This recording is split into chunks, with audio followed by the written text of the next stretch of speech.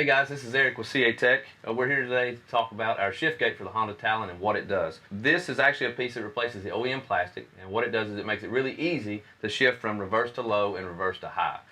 It's particularly important in tight spaces if you're needing to turn around on a tight trail on the mountain, or maybe you're making a climb, you need to get in reverse really fast without looking. You need to stay focused on the trail where you're going and not focused on the shifter. It's really easy to work and really simple to install. It bolts in the factory locations. We supply the hardware for it, and we also have instructions for you to install it. Very easy to use. Once you're in gear, it's a direct forward and back motion, reverse to low. Same thing for reverse to high. Parts locked out, OEM locations, very, very safe, very easy to use.